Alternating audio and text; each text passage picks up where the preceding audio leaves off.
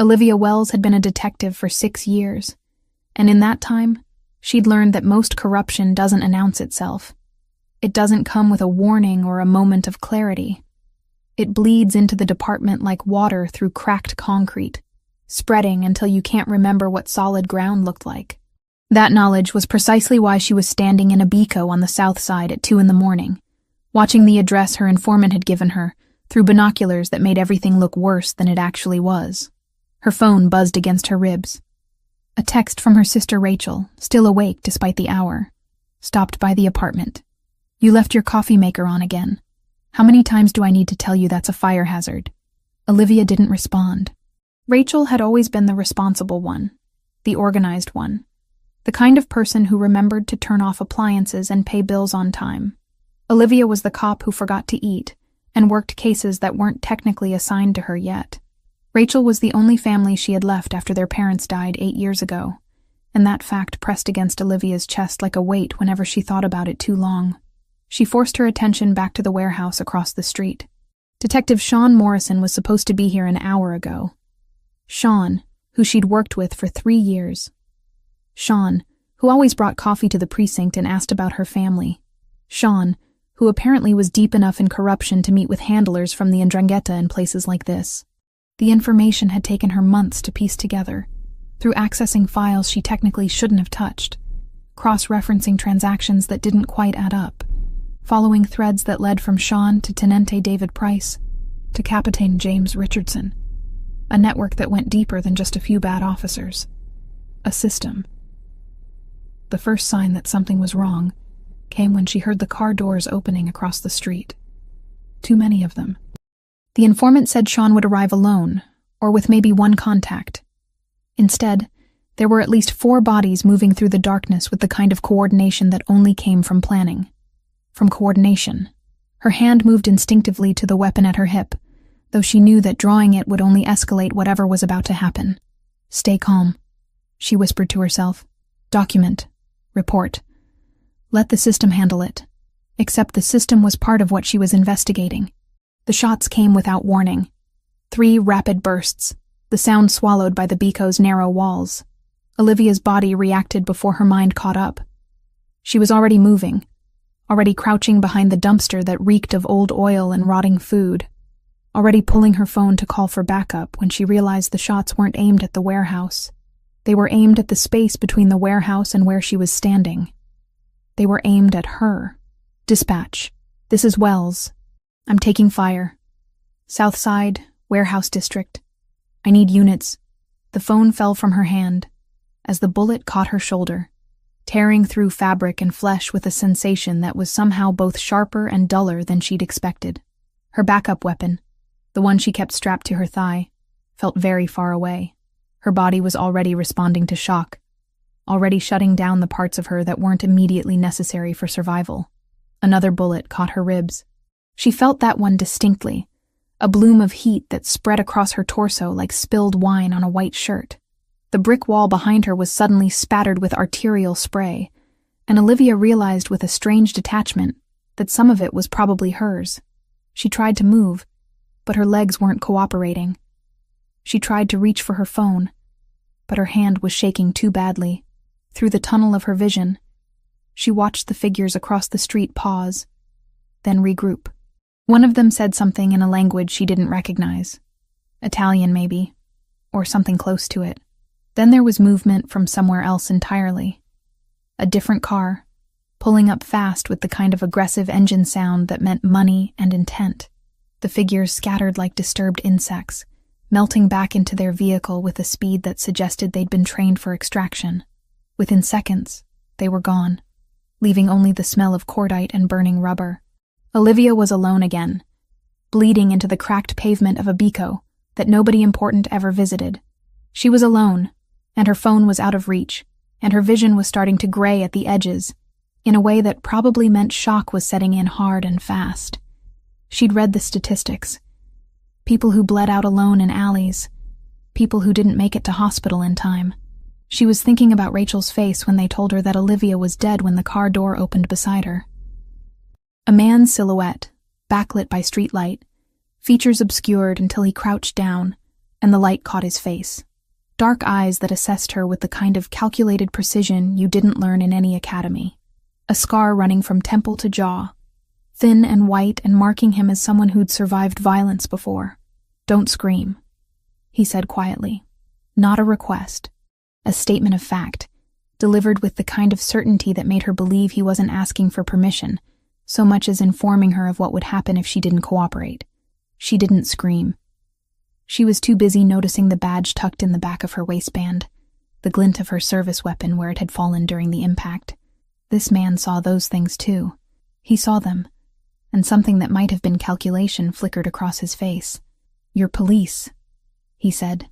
"Detective," Olivia managed, her voice small and strange in her own ears.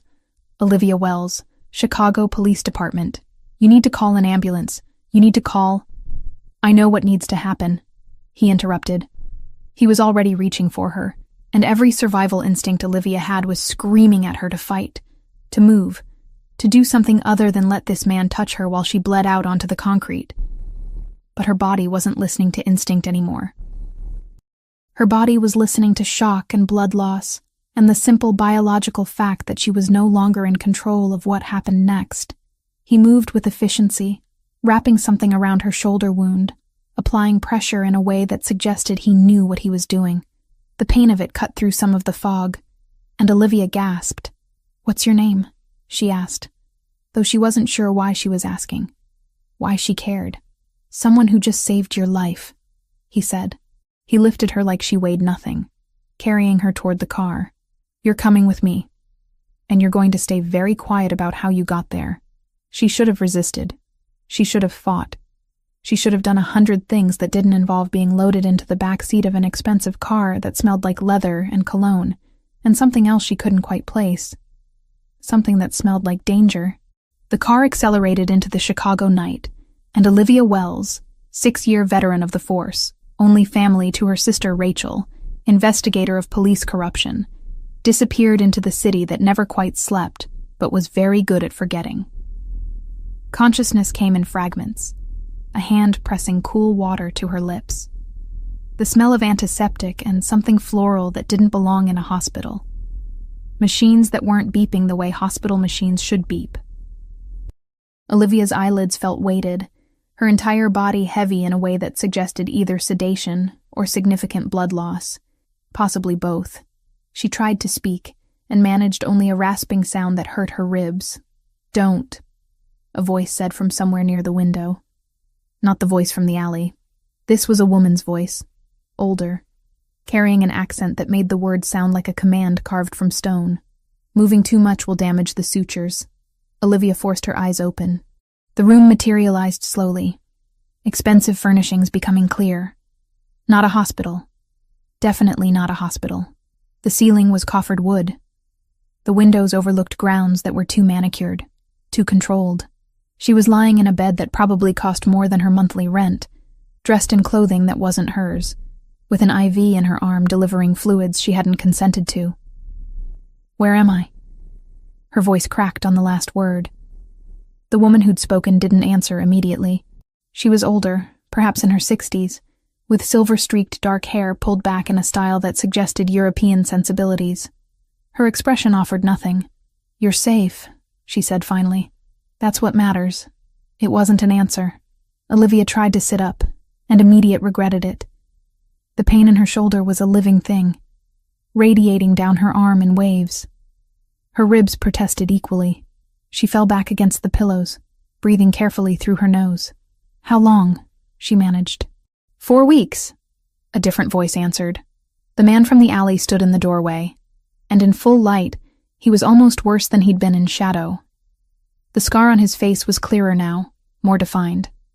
His eyes were that unsettling dark brown that seemed to catalog everything they looked at. He wore a shirt with the sleeves rolled up, revealing forearms that suggested regular violence of some kind. "You coded twice. My doctor wasn't sure you'd make it." "Your doctor?" Olivia's throat was dry. "Where the hell am I?" "North Shore," he said simply, moving further into the room. "About 40 minutes from where you were shot. And before you ask, no, I'm not taking you to a hospital. Not yet. Maybe not at all." The implications of that statement hung in the air between them. Olivia forced herself to breathe slowly, to think through the fog of medication and pain. She was with the man who'd shot her, except he'd also saved her. The contradiction was making her head hurt worse than the actual physical injuries. "My sister," Olivia said. The words came out more desperate than she'd intended. "Rachel. I need to contact my sister. She'll be looking for me." The woman who'd been speaking before nodded at the man, then left the room with the kind of silence that suggested practice in discretion. The man pulled a chair closer to the bed, a piece of furniture that looked antique and probably was. He sat with the kind of posture that suggested someone trained in violence, spine straight, shoulders relaxed, positioned where he could see the entire room and the doorway simultaneously. "Your sister knows you're missing," he said. "The police have been informed. There's an investigation. Nothing has been found. I need to call her." Olivia tried again to sit up, managed it this time by gritting her teeth through the pain. "She needs to know I'm alive. If you call her, she dies. The threat profile on you changed the minute they missed the kill," he added, voice flat. "Any trace leads back to your family first. Law enforcement knows that pattern as well as I do." The statement was delivered with such casual certainty that for a moment, Olivia wasn't sure she'd heard it correctly. She stared at this man, this stranger, this criminal who'd pulled her bleeding body from a Chicago alley, and tried to understand the mathematics of what he'd just said. "That's not," she started. "The people who shot you weren't random," he continued. "They weren't muggers or gang members settling territorial disputes. They were specific. They knew where you'd be. They knew when you'd be there. And they knew exactly how to make it look like you'd simply disappeared." He leaned back in the chair, and it creaked slightly under his weight. "If your sister suddenly receives a call from a phone she hasn't heard from in weeks, and then that phone goes silent, what do you think happens?" Olivia's mouth was dry again. She understood. Of course she understood. The people who wanted her dead would use Rachel as leverage, would use Rachel as a way to finish what they'd started in that alley. "How do you know all this?" she whispered. "Because I know who tried to kill you," he said, "and I know why." He stood and moved to a desk that Olivia hadn't noticed before, pulling out a tablet that glowed in the afternoon light. When he returned, he showed her the screen. Bank transfers, communications intercepted. Names and dates and amounts that added up to something so large and so systematic that it couldn't be anything but organized corruption. Detective Sean Morrison, Tenente David Price, Captain James Richardson, her people, her colleagues, her friends. "These are active transfers," the man said, pointing to dates that coincided with operations Olivia had worked. "Payments for specific services, corridor access, early warnings about raids, blind eyes turned to certain shipments coming through the docks." He let that sink in, then continued. "Your investigation threatened them. Not slowly, immediately. And they decided the simplest solution was to eliminate the threat." "Who are you?" Olivia's voice was hollow now, hollowed out by the realization that the institution she'd served had turned against her with such precision. "Someone who shares an interest in your survival," he said simply. "At least for now." "That's not an answer." "No," he agreed. "It's not." He stood and walked toward the window, leaving Olivia alone with the tablet and the terrible knowledge that everything she'd believed about her career, her colleagues, and her place in the world had been fundamentally wrong. Outside, the grounds were pristine, manicured, controlled. A place where people didn't simply disappear because it wasn't convenient for them to exist. A place where she had become a ghost. 3 hours later, a phone was placed in her hand. An old model, burner grade, the kind that could be discarded. The man, who still hadn't offered his name, explained the terms with the precision of someone used to negotiations. "One call," he said. "You tell your sister you're alive. You tell her you're safe. You don't tell her where you are. You don't give her any information that could be traced. And then we never have this conversation again." Olivia's hands shook as she dialed the number. It rang 4 times before Rachel answered, her voice thick with something that might have been sleep or might have been crying. "Hello? Rachel." Olivia's voice broke on the single syllable of her sister's name, The silence that followed was absolute. Then, "Olivia? Oh my God, Olivia, where are you? The police said, everyone said you were—" "I'm alive," Olivia said quickly, aware of the man watching her from across the room. "I'm safe. I can't explain right now, but I need you to listen to me very carefully." Yes, I'm listening. I'm here. Where are you? I'm coming to get you." You can't," Olivia said, and it was the hardest sentence she'd ever spoken. "Rachel, you need to listen. I can't contact you again. Not yet. Maybe not for a long time. And if you try to find me, if you try to tell anyone that I've called, it puts you in danger. Real danger. Liv, that's insane. That's crazy talk. You need to come home. You need to tell the police. The police are part of the problem," Olivia said. She watched the man's expression shift slightly, something that might have been approval flickering across his face. "Just trust me, Rachel. Trust that I'm doing what I have to do. Trust that I'm alive and I'm going to stay that way. But you have to let me go." Rachel was crying now, the sound of it cutting through the phone line like razors. Olivia wanted to say more, wanted to explain everything, wanted to apologize for being the kind of cop who investigated the wrong people and got herself shot in an alley. But the man was already reaching for the phone, already indicating that time was up. "I love you," Olivia said. "I'm sorry. I love you." The line went dead. The man powered off the phone and removed the SIM card, then burned it in a small dish on the desk while Olivia watched. When it was finished, he placed the phone in a bag with other items that looked equally disposable. "Your sister will receive a news report about a traffic accident," he said, his voice deliberately neutral. "A Jane Doe victim. The authorities will close the file. She'll have closure. It's the best option available." Olivia realized what he was saying. Her parents had died in a car accident. Rachel had already buried that particular grief. Now, she was going to have to bury it again. "Who are you?" Olivia asked again. But the man was already leaving, and she understood that some answers weren't coming today. The room was quiet after he left. Through the window, she could see the grounds outside, perfectly maintained and utterly isolated. She was alive, but she was also gone. As far as everyone who knew her was concerned, Olivia Wells had ceased to exist. The woman lying in this expensive bed in this impossible house was something else entirely, something new, something that didn't have a name yet, but would need to find one quickly, if she had any hope of surviving what was coming. Recovery happened in stages that had nothing to do with linear time. One day, Olivia could barely lift her arm without white-hot pain spreading across her torso.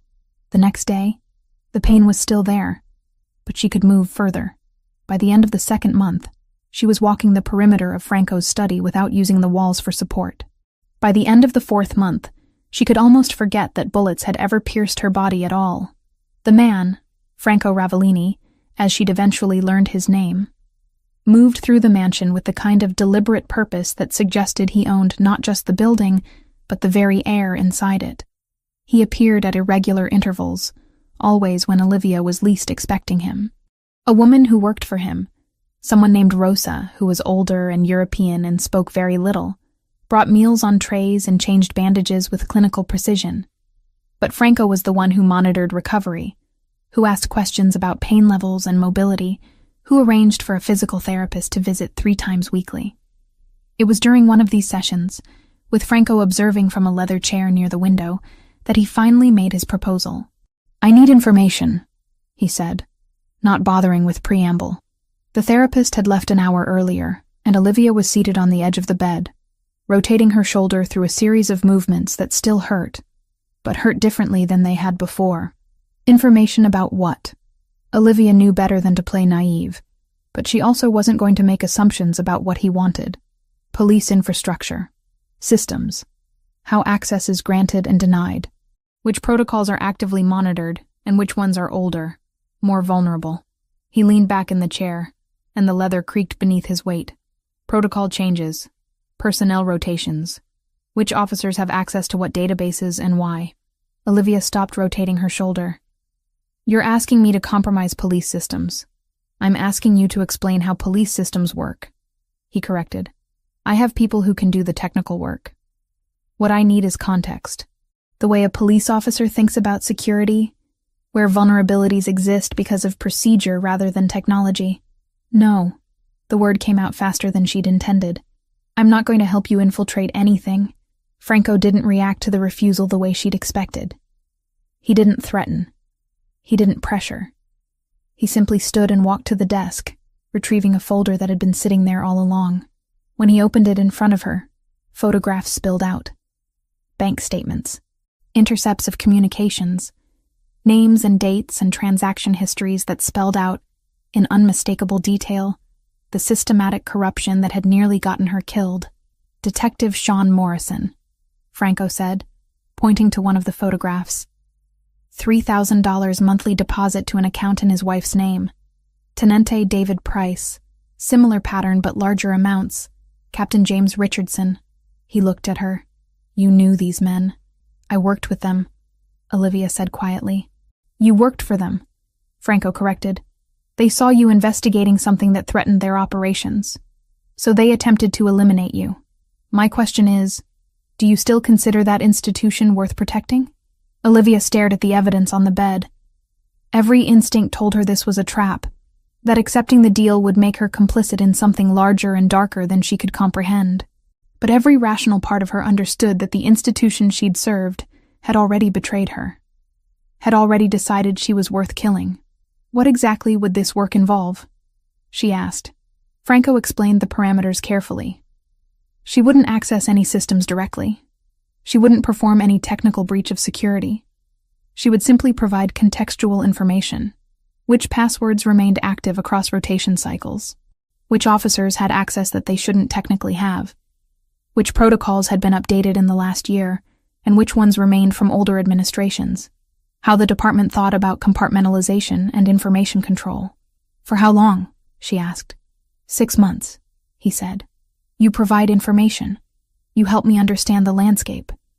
At the end of that time, you'll have options. Location abroad if you want it. Testimony if you prefer that route. Security in exchange for continued cooperation. And if I refuse? Then you stay in this house until I decide what to do with you, he said.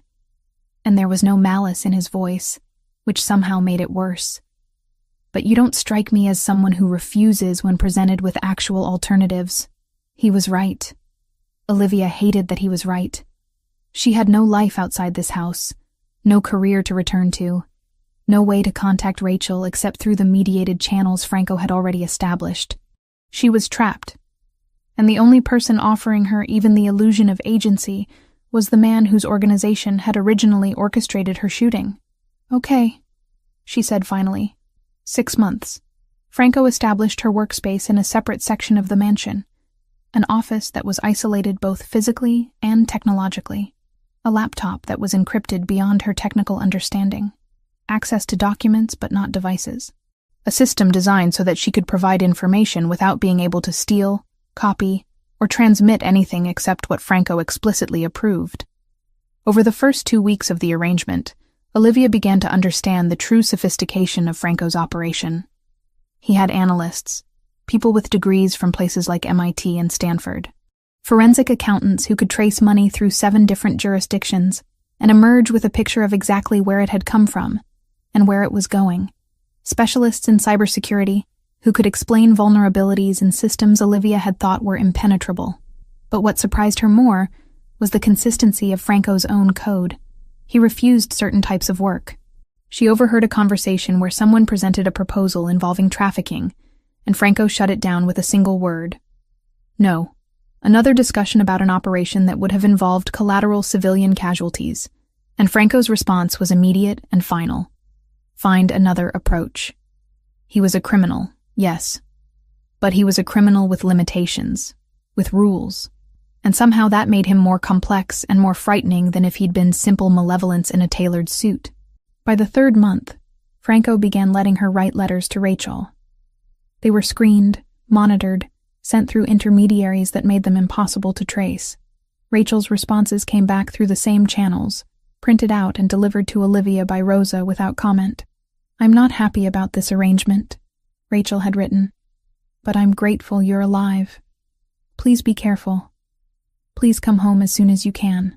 Olivia wanted to respond that home no longer existed, that the woman she'd been, the detective who'd believed in justice and institutions, had died in that alley. But she couldn't explain that in a monitored letter, so instead she wrote, "I love you. I'm safe. Trust me." It was during one of her evening walks through Franco's study, ostensibly looking for a book to read, that she found him standing at the window.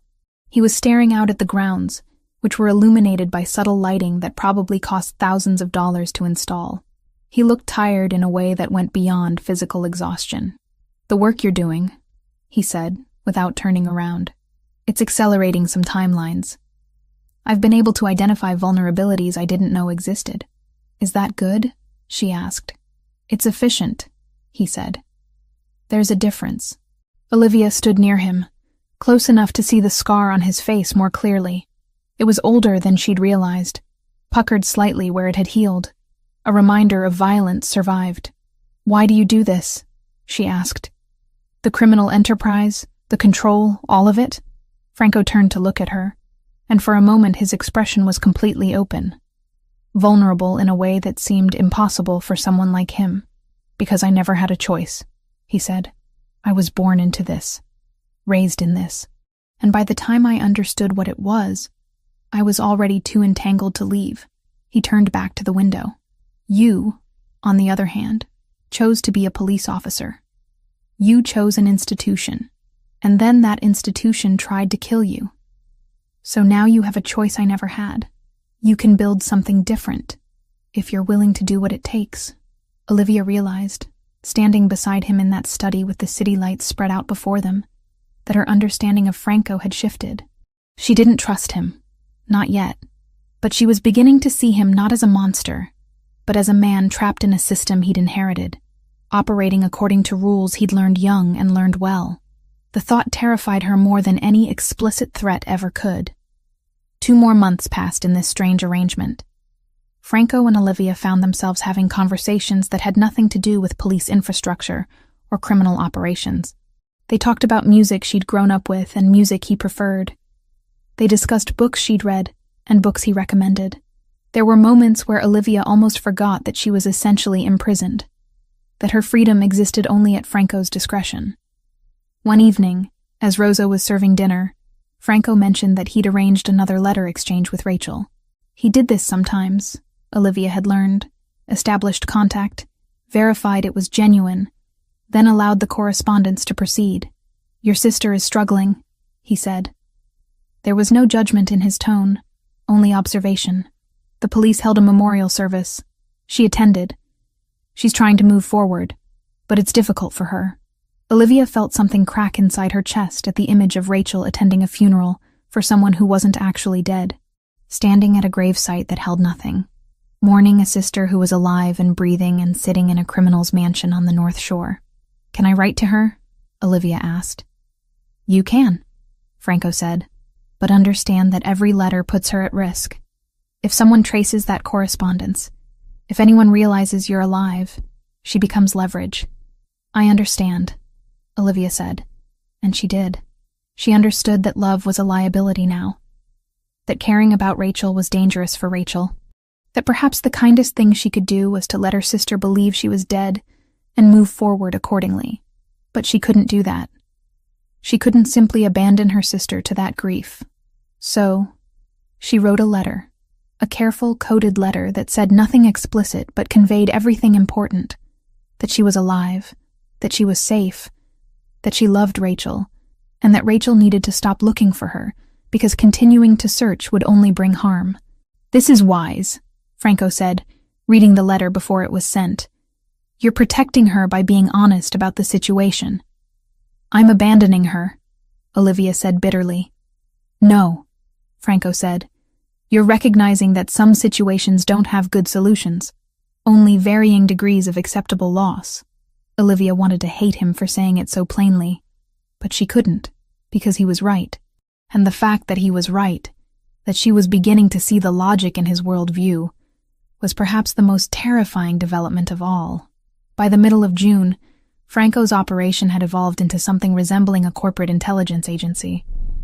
The difference was that most corporations didn't have former NSA analysts sitting in converted libraries, running pattern recognition on police databases. By July, Olivia had stopped being surprised by the caliber of people Franco employed. By August, she was actively impressed by how systematically they dismantled institutional safeguards that she'd always assumed were impenetrable. Her role became increasingly defined as she spent hours in the isolated office, explaining not just what police systems did, but how police officers thought about those systems, which protocols had been in place long enough that nobody really questioned them anymore, which access points seemed to get audited more rigorously than others, which supervisory structures created natural bottlenecks that people routinely worked around because it was faster than following proper channels. "You're essentially mapping institutional laziness," Franco observed one afternoon, standing in the doorway of her workspace. He had a habit of appearing without warning, moving through the mansion with the kind of deliberate quietness that suggested military training or something close to it. "I'm explaining how real organizations actually function versus how they're supposed to function," Olivia corrected. But she understood what he meant. Every system had cracks. Every institution had workarounds that eventually became tradition. The difference between policy and practice. Franco nodded, considering this. That's more valuable than most people realize. By late August, the hackers working for Franco had penetrated far enough into the police infrastructure to access financial records that mapped out the corruption in precise detail. Sean Morrison received $3,000 monthly, deposited into an account under his wife's name. David Price's payments were larger, sometimes reaching $7,000 in months when there was active interference with investigations. James Richardson orchestrated the whole operation, receiving direct transfers that disappeared into cryptocurrency exchanges and shell accounts before surfacing in legitimate banking institutions.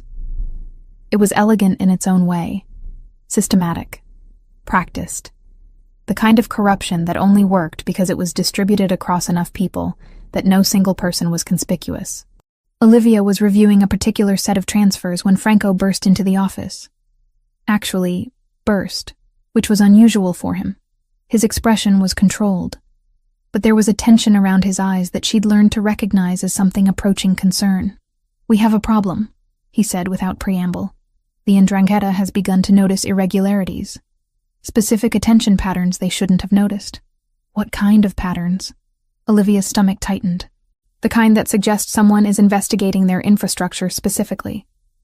They're moving cautiously, but they're moving. And Sean Morrison has become suspicious about why his routine contacts have stopped responding to messages in predictable ways. Did someone compromise?" "No," Franco said firmly. "My people are careful. But the Ndrangheta maintains its own surveillance apparatus, and they've flagged that something in the status quo has shifted. When they flag something, their subordinates begin asking questions. Sean Morrison is asking those questions to Captain Richardson right now." Olivia stood, pacing the small office. "What does Richardson do?" "Panics," Franco said simply. "He's already nervous, because Price has been unreachable for 2 weeks due to a family emergency. When Richardson panics, he makes decisions that a rational person wouldn't make." Over the next 72 hours, Olivia learned just how accurate Franco's prediction had been. Richardson hired a private investigator, which seemed like a logical move to someone whose criminal enterprise was beginning to fracture. The investigator was mediocre, which was worse than if he'd been genuinely skilled. He approached Franco's property with the kind of obvious surveillance that suggested he'd learned everything he knew from television shows. Franco's security team detected him within an hour. Franco, however, made a decision that surprised Olivia.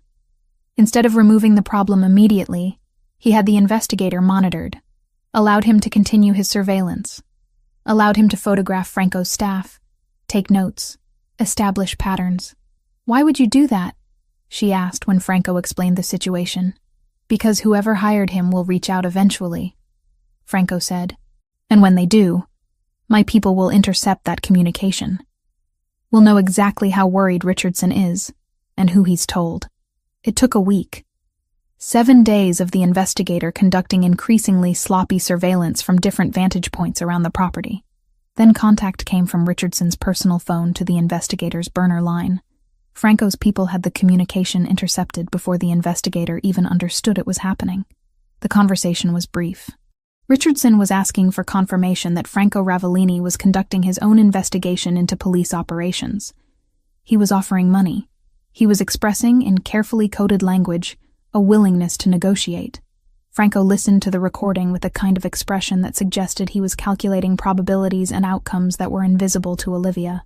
Richardson's loyalty to the 'Ndrangheta is secondary to his loyalty to himself, Franco explained, leaning back in his chair.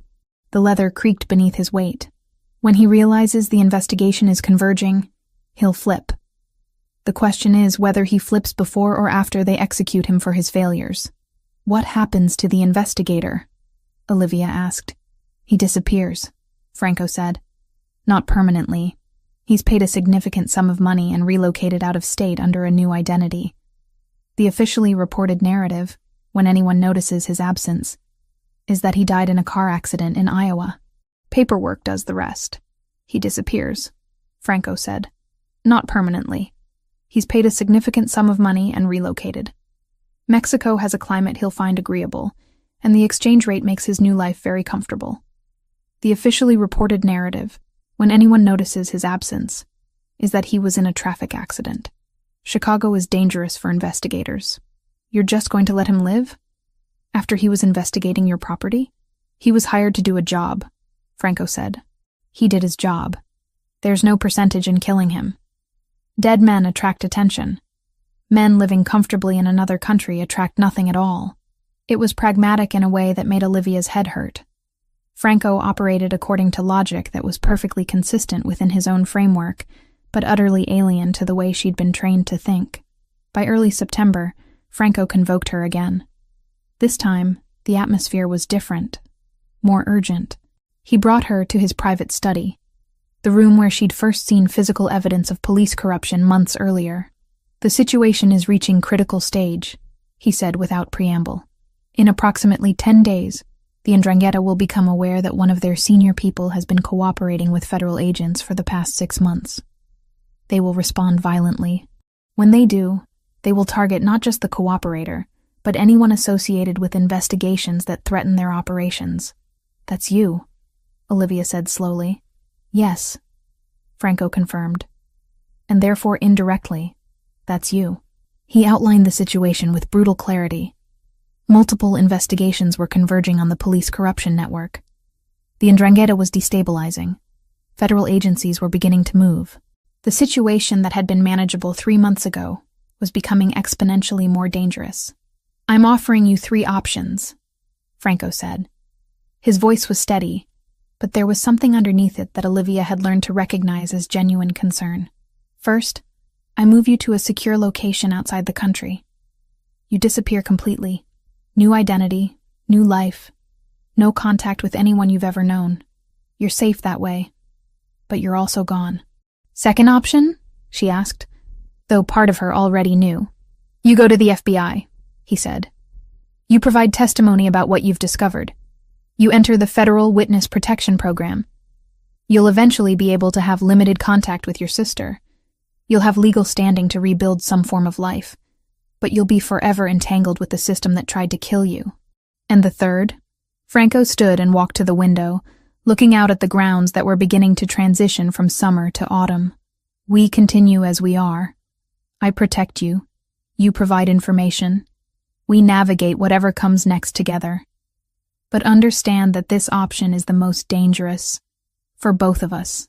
Olivia felt the weight of the decision settling on her shoulders. Every option represented a different death of sorts. The death of her freedom, the death of her past, or the death of her safety. I need to think about this, she said finally. You have 48 hours, Franco replied. After that, the decision becomes made for us by external circumstances, and those decisions are rarely the ones we would have chosen for ourselves. He turned to look at her. And for the first time, Olivia saw something in his expression that went beyond calculation or strategy. Vulnerability, maybe. Or something that was trying very hard to look like concern, but was afraid of being rejected if it revealed itself too openly. Whatever you decide, Franco said quietly. Know that your safety is the priority, even if it compromises your operation? Olivia asked. Especially then, he said, and she believed him. Olivia stood on the balcony that overlooked Franco's grounds, watching the autumn light turn the manicured landscaping into something almost unreal. It was 3 a.m, and she hadn't slept in 36 hours. The deadline Franco had given her was approaching like a storm system on a weather map. Inevitable and impossible to outrun. She heard him before she saw him. Franco had a way of moving through the mansion that was almost supernatural in its quietness. The result of decades spent in environments where being heard first meant being dead first. He joined her at the railing without speaking, standing close enough that she could smell the cedar cologne he wore, expensive and understated. You haven't decided, he said. It wasn't a question. I've decided, Olivia replied. I just haven't told you yet. Franco was silent for a long moment. The night air was cool, carrying the first real hints of approaching winter. Somewhere in the distance, a car horn sounded, a reminder that the world beyond these grounds continued to function regardless of what happened here. I could make the choice for you, Franco said finally. Move you somewhere you'd be safe. Argentina, maybe. Or somewhere in Eastern Europe where records don't connect to who you were before. You could, Olivia agreed, but you won't. No, he said quietly. I won't. They stood in silence for a while longer. Olivia had learned, over the past months, that Franco was comfortable with quiet in a way most people weren't.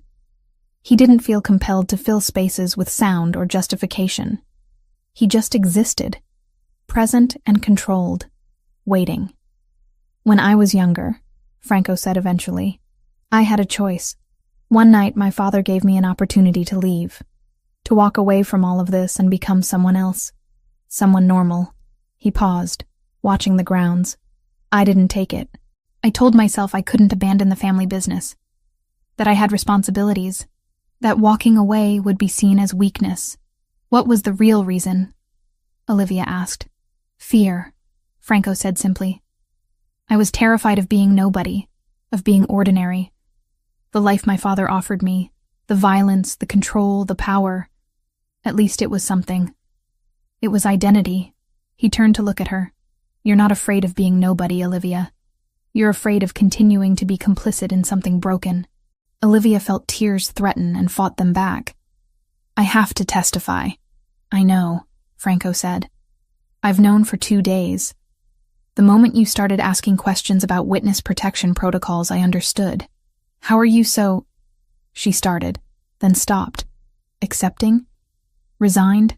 Because I love you, Franco said, and the words were delivered with the same clinical precision he used for everything else. Not in the way movies describe love. Not in the way that demands you stay and build something impossible with me. I love you in the way that means I want you to survive this, regardless of what it costs me. Olivia turned to face him fully. In the darkness, his scar was barely visible, just a thin line running from temple to jaw. A mark of violence survived, of choices made and consequences accepted. Come with me, she said. The words escaped before she could stop them. Come with me and testify. You have leverage. You have evidence. You could be imprisoned for 40 years? Franco smiled, but there was no humor in it. No, Bella. I'm not the one who can walk away. I'm too deep. I've done too many things. The best I can hope for is to continue as I am, operating in the spaces between the law and chaos. But you still have a chance at something resembling normal. This isn't normal, Olivia said. None of this is normal. No, Franco agreed. But it's better than being dead in a Chicago alley, which is where you would be if I hadn't found you. Over the next 2 days, Franco made arrangements with precision and speed that suggested this wasn't the first time he'd facilitated someone's transition into federal custody. He had contacts within the FBI, not corrupted agents, he explained, but pragmatists who understood that sometimes information was valuable enough to negotiate around traditional channels. On the morning of the 3rd day, Olivia sat in Franco's study one final time. She'd packed a single bag with items Franco deemed safe for transport. Clothes. A photograph of Rachel that Franco had somehow obtained without her knowledge. A copy of one of Rachel's letters. The FBI will move you today, Franco said. Agent Torres is handling the operation personally. She's trustworthy. As much as anyone in that organization can be. What will you do? Olivia asked. Continue, Franco said simply. I'll continue to exist in the spaces I've carved out. I'll manage my operations. I'll ensure the Ndrangheta doesn't expand unchecked in this city. I'll survive, as I always have. He paused. And I'll wait to hear that you're safe. You can't, Olivia started. I won't contact you, Franco finished. I understand the parameters. You'll be under federal protection, in a new identity, in a place where your connection to me could compromise your safety. I won't jeopardize that, but I'll know. Through channels that are careful and invisible, I'll know that you're alive and building something better than this. The black SUVs arrived at noon. FBI agents who were polite but professional, who didn't ask questions about Franco or his property, or how Olivia had been living for the past months. Torres herself was driving one of them, a woman in her 50s with sharp eyes and an expression that suggested she'd seen enough corruption to be unsurprised by anything. Olivia said goodbye to Franco in the entrance hall.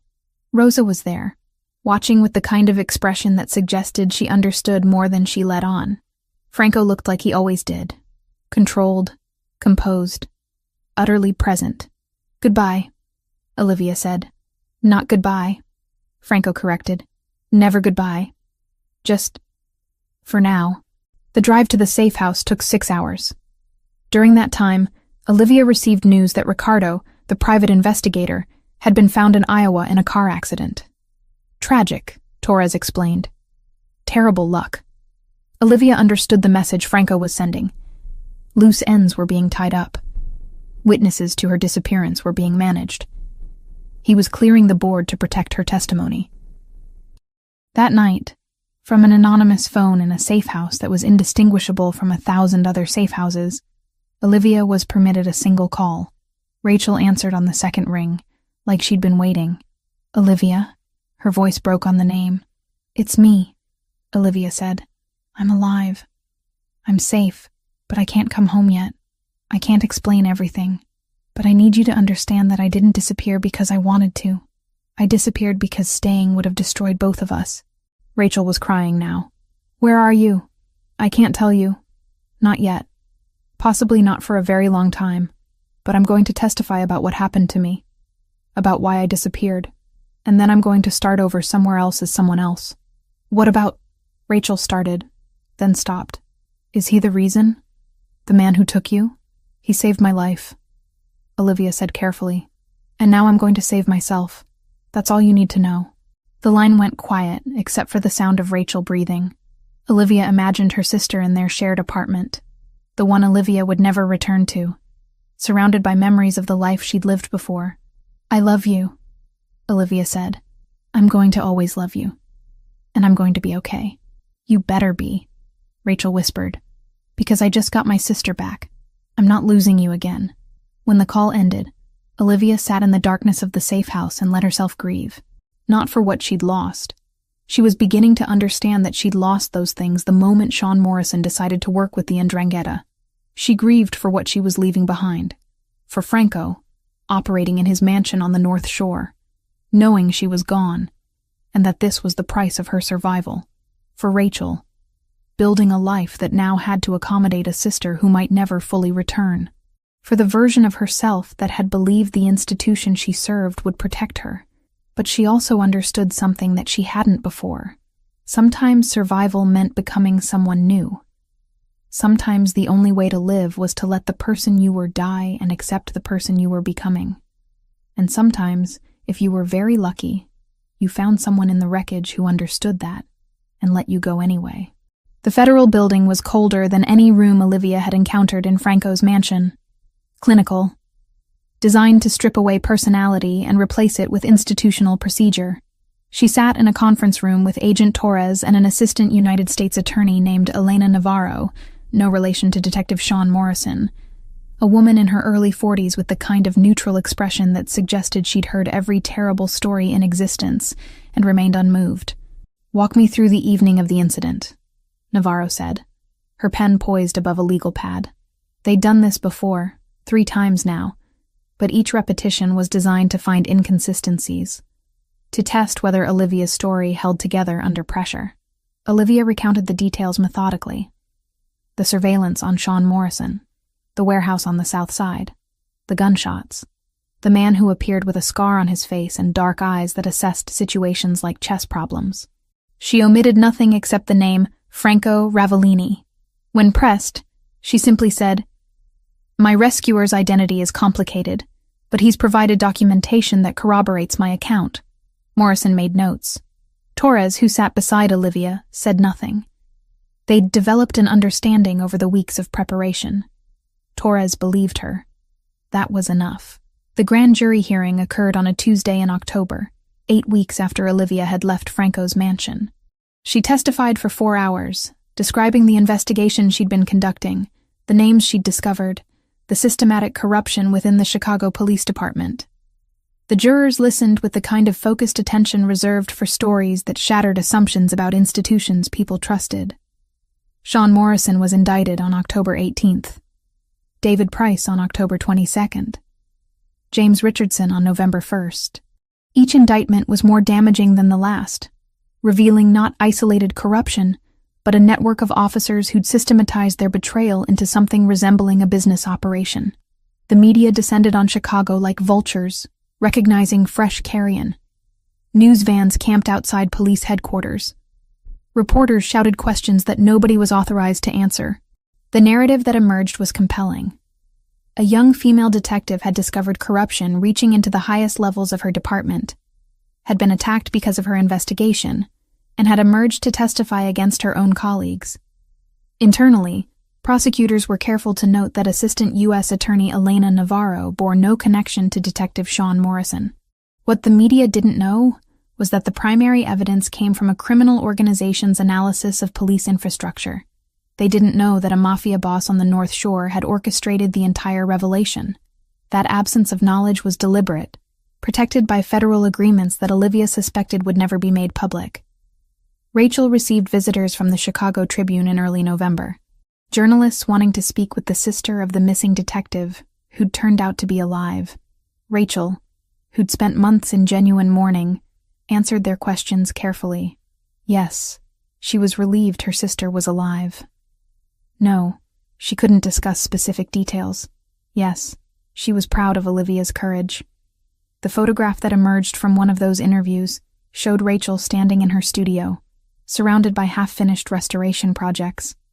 She looked smaller than Olivia remembered, diminished by the weight of believing someone dead, and then discovering they'd simply disappeared into a different kind of grave. When Olivia called her that night, Rachel didn't ask where she was or what was happening. She simply said, "I'm proud of you. I hate this, but I'm proud." The trials began in January and stretched into May. 8 months of testimony, evidence presentation, and legal maneuvering. Olivia appeared in the courtroom 3 times, her testimony forming the foundational narrative of how the corruption had been discovered. She sat in the witness box while defense attorneys attempted to undermine her credibility, attacked her methodology, suggested her investigation was personal rather than professional. She held steady. She'd been trained to withstand interrogation. What she hadn't been trained for was watching people she'd known for years be convicted on her testimony. Sean Morrison received 8 years. David Price received 10. James Richardson received 12, the longest sentence because he'd orchestrated the entire operation, and, more significantly, because evidence suggested he'd personally ordered her death. When the gavel came down on Richardson's sentencing, Olivia felt something that wasn't satisfaction and wasn't relief. It was the strange emptiness that followed when violence stopped, but nothing healed. Agent Torres met her afterward in a quiet office. "The department is in chaos," Torres said. "There's an interim leadership team. Reform measures are being implemented. It's not perfect, but it's movement." "And Franco Ravellini?" Olivia asked, though she knew the answer. "Remains under investigation," Torres said carefully. "But without direct testimony against him, prosecution becomes complicated. The evidence you provided about police corruption doesn't directly implicate him in criminal activity. It simply shows he has information about that corruption." Olivia understood. Franco had orchestrated everything with enough distance that plausible deniability remained intact. He was a ghost, haunting the institutions that tried to regulate him, visible only through the effects he created. The Witness Protection Program relocated her to Colorado Springs on a Tuesday in June. New name, new social security number, new history. Sarah Mitchell, who'd worked in data analysis for technology companies and had no family connections in Chicago. The cover story was simple enough to verify but boring enough that nobody would look deeper. Her first apartment was small and anonymous. She bought furniture that was functional rather than beautiful. She established a routine. Work during the day at a cybersecurity firm that specializing in corporate data protection, walks in the evening, carefully monitored communication with Rachel through federal channels. 3 months into her new life, Olivia intercepted a message during her workday. It was encrypted beyond standard protocols, routed through channels that suggested someone familiar with federal surveillance techniques. The message was brief. "You're safe. That's all that matters. F." She didn't respond. She couldn't respond. But she kept the message in a secure file that existed nowhere except in her memory. A reminder that even in absolute isolation, she wasn't completely alone. The call came through encrypted channels that the FBI's technical liaison had deemed acceptable for monitored conversation. It was June, exactly 1 year after Olivia had testified against James Richardson, and the timing felt deliberately orchestrated. Torres had arranged it, explained it as necessary psychological closure for a witness, whose life had been fractured into before and after. The phone in her hand felt foreign despite months of holding it. Her new apartment in Colorado Springs was silent except for the sound of her own breathing and the ambient hum of federal surveillance equipment that made everything feel slightly contaminated. When Franco's voice came through, it was different than she remembered. Or perhaps she was different than when she'd last heard it. Time did that to memories. Reshaped them into something the mind could manage. "You're safe," he said, not a question. A confirmation of what he already knew. "I'm alive," Olivia replied carefully, aware that someone was listening on the line, transcribing, analyzing. "That's what we said would be the measure of success. The difference between life and safety is significant," Franco said. "I've spent considerable time learning the distinction." There was silence between them, the kind that didn't need to be filled with words. Olivia could see him standing in his mansion on the North Shore, looking out at grounds that represented everything she'd escaped from. Could picture the scar on his face, the controlled way he held his shoulders, the dimension of vulnerability he allowed himself only in darkness. "I can't contact you again," Franco said. "This conversation is already outside acceptable parameters. But I needed you to know something." "What?" Olivia's voice was barely above a whisper. "The Ndrangheta has been systematically dismantled over the past 18 months. Not by law enforcement. By someone who understood their operations well enough to eliminate them without creating the kind of collateral damage that would attract federal attention." He paused. "The man orchestrating that elimination has certain advantages in intelligence gathering, certain relationships with federal agencies that exist in places that official paperwork doesn't document." Olivia understood what he was telling her. Franco had become the thing that made the system work. Not despite being a criminal, but because he was a criminal who operated by a code that law enforcement could negotiate with. The irony was so complete it was almost absurd. "Thank you," she said. "For what?" "For saving your life, for letting you go, for becoming something I never intended to be." Franco's voice carried no judgment, only statement of fact. "I did none of those things for gratitude. I did them because I love you. And love, real love, is sometimes demonstrated through absence." Torres cleared her throat somewhere on the line, indicating that the conversation needed to conclude. Olivia had perhaps 30 more seconds before federal protocol overrode everything else. "I'll never forget you," Olivia said. "You're not meant to forget," Franco replied. "You're meant to survive, build something, live in a way that makes my choices meaningful." The line went dead. The surveillance equipment powered down. Torres appeared in Olivia's apartment 3 hours later with a file that she placed on the kitchen table without speaking. Inside was a photograph, Franco's mansion. Exterior shots showing the architectural detail, the landscaping, the way it sat isolated on the North Shore like a statement about power and privacy. Rosa was visible in one photograph, standing near the gate. But Franco was not in any of them. He's disappeared, Torres said without preamble, completely off the grid. We have intelligence suggesting he's operating out of multiple countries, maintaining his organization while funding certain operations that benefit federal interests. You made a deal with him, Olivia realized. We made an arrangement, Torres corrected. He provides information about organizations that are more dangerous than he is. We don't prosecute him for crimes we can't prove anyway. It's pragmatic. It works. Does it work? Olivia asked. Torres considered the question. The 'Ndrangheta is significantly weakened. Several smaller organizations have been dismantled. We've prevented approximately 17 terrorist financing operations. From a purely statistical perspective, the arrangement has prevented more harm than it's caused. Olivia thought about Sean Morrison in prison, about David Price serving his sentence, about James Richardson, who'd ordered her death, now spending years in a federal penitentiary, about Rachel in Chicago, slowly rebuilding a life that had been shattered by her sister's disappearance and resurrection. None of it was clean. None of it was redemptive. But it was real, which meant it was better than the alternative. Rachel visited Colorado Springs in July. It was their first in-person meeting since Olivia had entered witness protection, facilitated by federal agents who maintained a discreet distance. They met in a coffee shop that was carefully selected for its lack of surveillance and its location away from federal oversight. Rachel looked older, or perhaps her sister had simply never noticed how many times stress could layer itself onto a face before it became permanent erosion. He's a criminal, Rachel said without preamble. She had never been one for conversation preliminaries. Yes, Olivia confirmed. And he saved your life. Yes. Rachel stirred her coffee with deliberate slowness. I've been reading about the 'Ndrangheta, about how they've been systematically dismantled over the past 2 years, about how it seems like someone with inside knowledge has been feeding information to federal agencies. Olivia said nothing. She didn't confirm or deny. She simply drank her coffee and let her sister arrive at her own conclusions. You love him, Rachel said finally. I don't know if that's what I feel, Olivia replied carefully.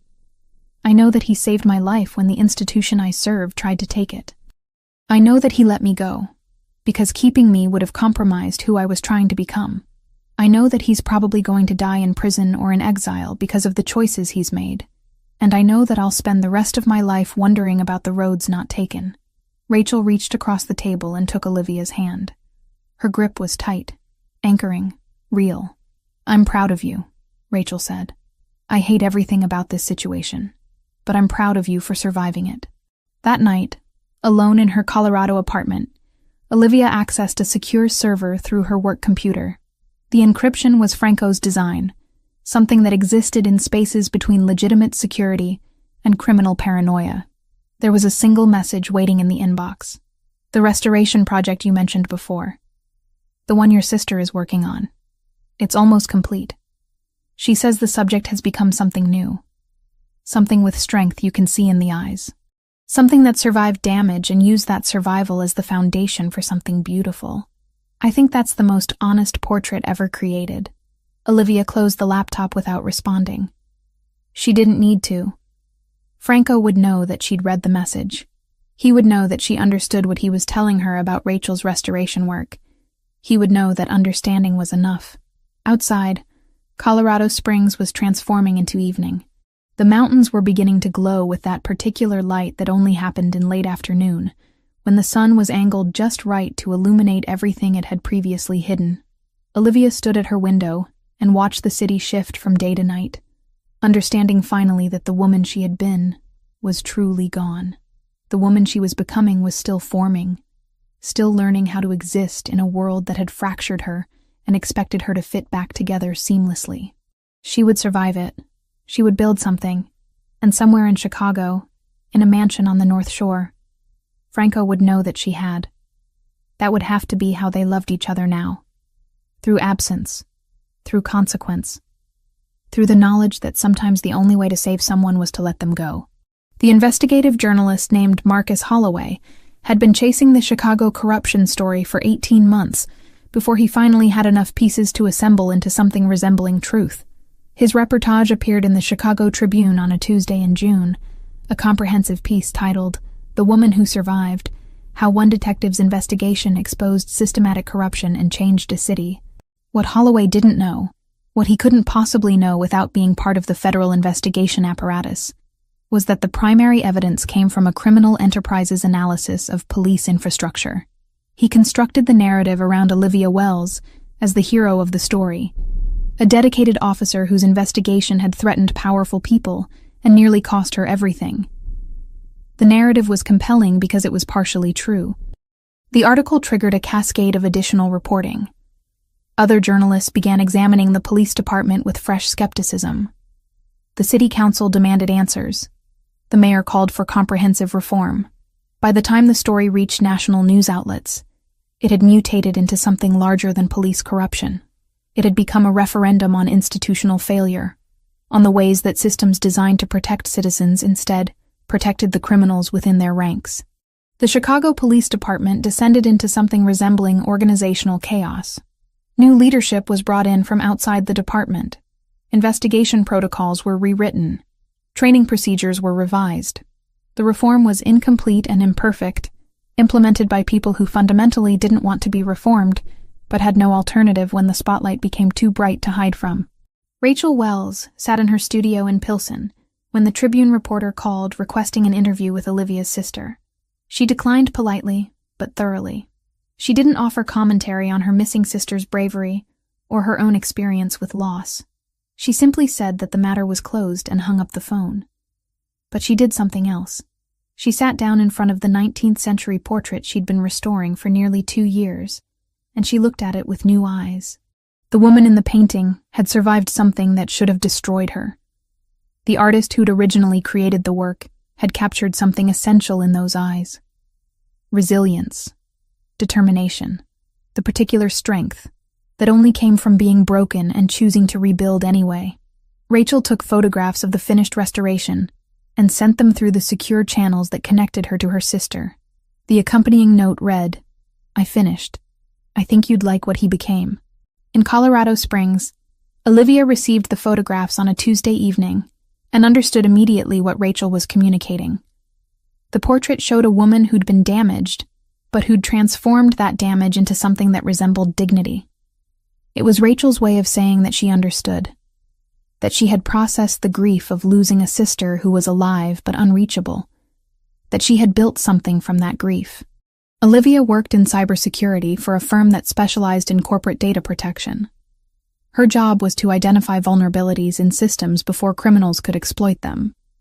The work was satisfying in a way that police work had never been, because it operated without the moral ambiguity that came with serving an institution that could betray you. In September, 15 months after leaving Franco's mansion, Olivia intercepted a communication during work that made her stop breathing. It was encrypted beyond her company's standard protocols, routed through channels that suggested someone familiar with federal surveillance techniques. The message had been flagged in her monitoring system as a potential security threat, but she recognized the signature of the encryption immediately. Franco. The message wasn't addressed to her. It was directed toward an agent at the FBI, Torres specifically, regarding an operation against the Ndrangheta, intelligence about shipment routes, financial information that exposed money laundering operations, contacts and relationships that would eventually lead to the dismantling of an organization that had terrorized Chicago for decades. Franco was still operating in the shadows, still shaping outcomes that benefited institutions that officially opposed him. He existed in a space between law and chaos, neither fully criminal nor fully complicit with legitimate authority. He was the kind of power that democracies required but couldn't acknowledge, the necessary violence that prevented worse violence from taking root. Olivia closed her laptop and stared at her reflection in the darkened screen. The woman looking back at her was someone new, not the detective who'd been shot in a Chicago alley, not the prisoner in Franco's mansion. Someone constructed from the pieces of both, integrated into something that resembled purpose. She thought about Franco in whatever location he now inhabited, probably monitoring communications that proved she was alive, understanding her world the way she was learning to understand his. They would never contact each other directly. Federal law prohibited it, but they would always know. Through encrypted channels and intercepted communications and the simple fact of her survival, they would always know that the other had mattered. That night, Olivia received a news alert on her phone. A joint federal and local operation had arrested 16 members of the Ndrangheta in the Chicago area. Charges included money laundering, drug trafficking, and conspiracy to commit murder. The operation was described as the result of months of federal investigation and intelligence gathering from multiple sources. No one mentioned Franco. No one acknowledged that a mafia boss on the North Shore had orchestrated the entire revelation through careful coordination with federal agencies that needed his information more than they needed his prosecution. The truth existed in spaces where official records didn't venture. Rachel called that night, her voice steady but emotional. "Did you see the news?" "Yes," Olivia said. "That was him, wasn't it? Your mafia boss." "Yes," Olivia confirmed, not bothering with denial. "He's still protecting you," Rachel said. "Cleaning up the world so you can exist in it safely. He's protecting himself," Olivia corrected. "The Ndrangheta was a threat to his operations. This serves his interests as much as mine." "Maybe," Rachel said. "Or maybe love is just finding someone whose interests align with yours enough that you're willing to destroy your enemies for them." Olivia didn't respond. She didn't know how to articulate what she felt for Franco anymore. It wasn't romance in the conventional sense. It was something more fundamental and more complicated. It was the knowledge that someone had saved her life, and then had let her go completely, asking nothing in return except that she survive. When she finally spoke, her voice was barely above a whisper. "I think I need to stop thinking about him. I think that's the only way I survive this." "Then stop," Rachel said gently, "but know that he won't. He'll keep carrying it. That's probably the punishment he deserves." That autumn, as Colorado Springs transitioned into winter, Olivia began the process of building a life that was entirely separate from her past. She joined a book club. She volunteered at a local nonprofit that helped at-risk youth. She developed friendships with people who knew her as Sarah Mitchell, a cybersecurity analyst with no particular history worth examining. And once a month, at precisely the same time, she received a single encrypted message that said only, "Still alive." No signature, no request for response. Just confirmation that Franco knew she was surviving. That somewhere in the criminal underworld he inhabited, he was aware of her continued existence, and that awareness mattered to him. She never responded. She couldn't. But she always read the messages, and she always understood what he was communicating through those two words. That he loved her, that he was sorry, that this was the only way they could ever truly be together. Separated by law and circumstance, and the fundamental incompatibility of their worlds. Months would pass without contact. Then another message would arrive, proof of persistence. Proof that some connections transcended distance and law and the attempt to forget. Proof that Franco Ravellini, criminal and protector, continued to exist in the spaces between institutions, ensuring that the woman he loved remained safe in a life he had built for her and then relinquished. And in Chicago, in a mansion on the North Shore, Franco stood at windows overlooking grounds that represented everything Olivia had escaped from. He waited for messages that never came. He read reports about her continued survival. He organized operations against the Ndrangheta and other organizations that threatened the delicate balance he maintained. He lived with the knowledge that he had made the only choice that mattered. He had let her go.